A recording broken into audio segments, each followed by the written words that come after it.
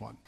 Yeah, the self-assuredness that Kirk has in the first film of this series is definitely met with a lot of self-doubt in the second one, and I think he's forced to become humble, and he learns how much humility is a necessary part of leading people into battle. That it's, if you go in with absolute hubris, you're going to get knocked to your knees, and that's what makes our bad guy so great. What makes Benedict so wonderful in this is that he has this cool calculation and knows above and beyond any kind of physical violence, the kind of mental manipulation it takes to get this crew completely fractured and scared. And I think what you find in this is one man wreaking havoc by sowing fear into this organization. I am better. At what? Everything. Yeah, he's a good villain. He knows how to knock people off their kilter, I guess, Yeah. you know?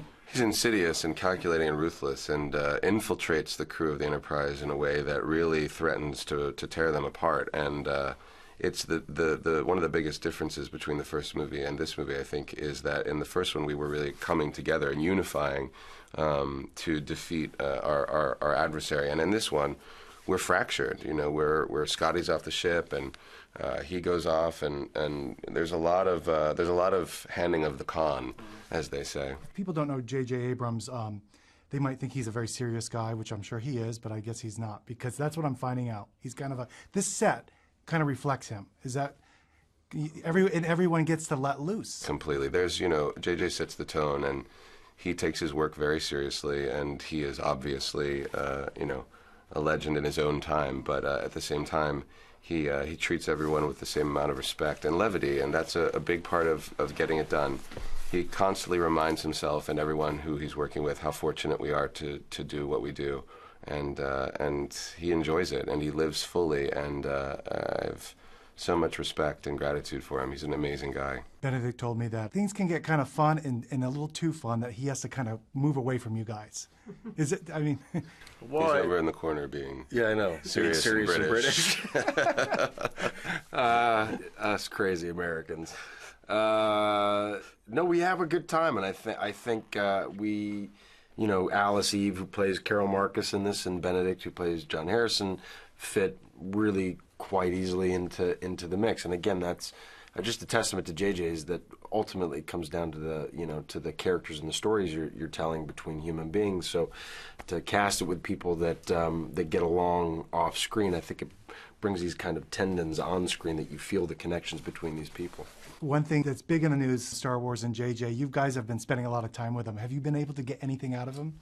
No, I think JJ's focusing on promoting this film right now, and we're glad for that. But we're also, I remember when I heard that news, I was like, "What?" And then about 10 seconds later, I was like, "Of course, it makes perfect sense." I can't imagine anybody more. Or was it like 20 seconds later? It was like about 23 and a half seconds later. The other shoe dropped.